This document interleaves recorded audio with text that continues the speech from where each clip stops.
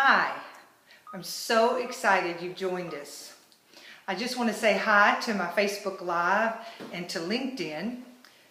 And first I want to say hello to my replayers while I'm waiting for people to jump on the line. I'm excited about sharing today. I've had a number of people message me and ask, when are you sharing again? You haven't shared in over a week. And I just want to tell you thank you for encouraging me. That it just means so much to me to hear that this is adding value to people that are listening. So if it does add value, if you would give me some hearts or some thumbs up and just leave a comment below, or even share. I would love it if you would share if it adds value. The topic today, as you saw, it's called A Secret to Success. I knew that would get people to listen because we all want to be successful and we all want to know secrets. And so I've got one today.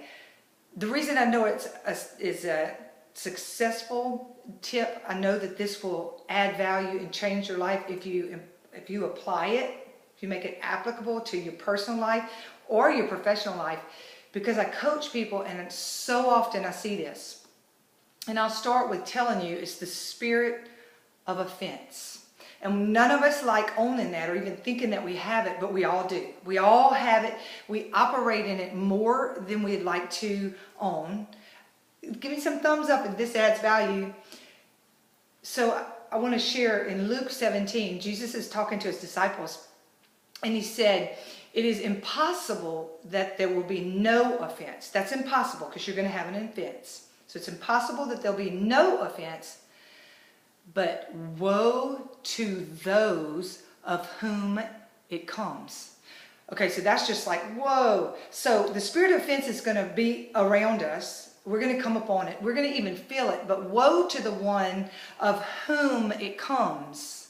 Now that's pretty scary because it goes on to say, better is he to tie a noose and rock around his neck and throw himself into the river.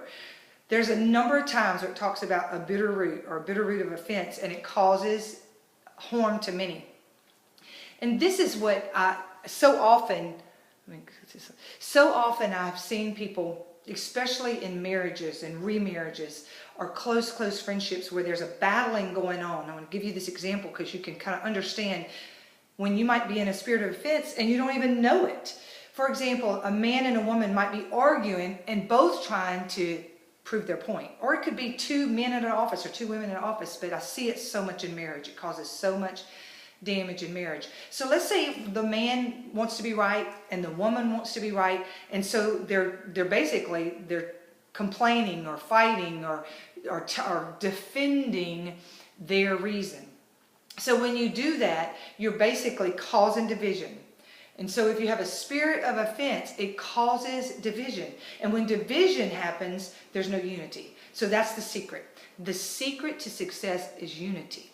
So if that's the secret to success, then what is it that would stop that? That's what we want to look at. And what stops it is the spirit of offense.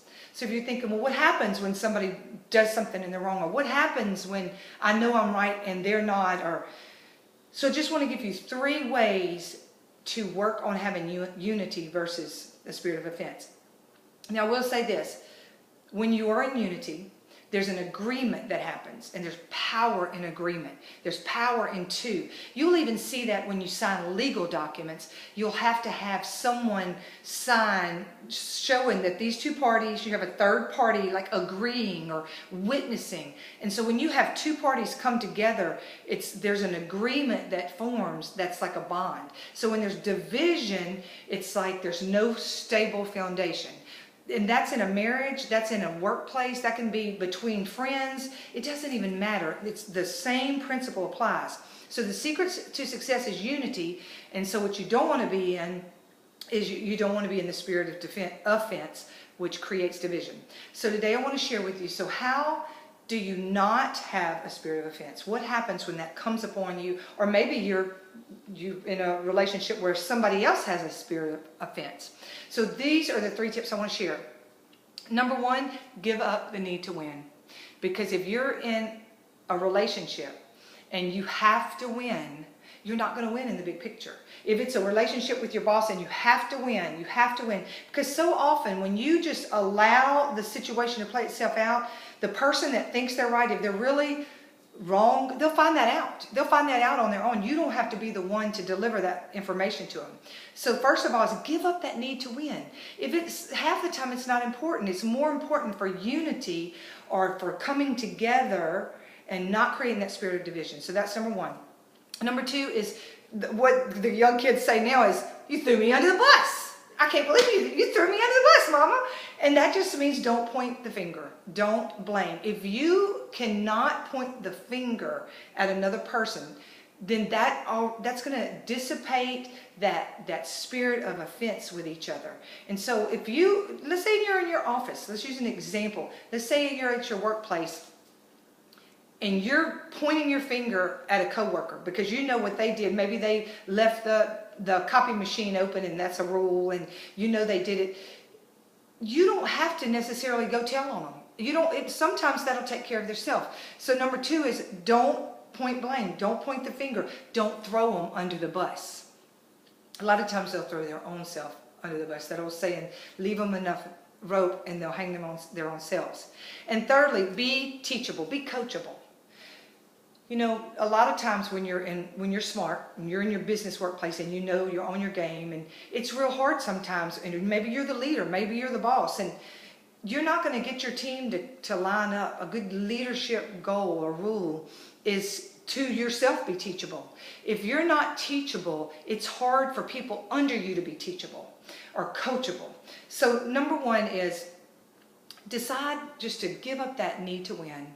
Number two is don't point blame. Don't throw them under the bus. And number three is to be coachable.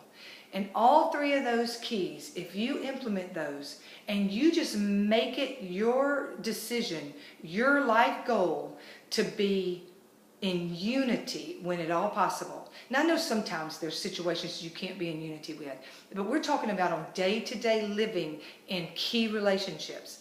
The more unity, this is what happens. When agreement starts happening, things start lifting. A peace comes upon the office place or the home. Discernment, wisdom, you start getting ideas. Creative energy flows, flourish. People start flourishing. So I just want to encourage you today, create a spirit of unity and not a spirit of division. Be the one to give up the need to win.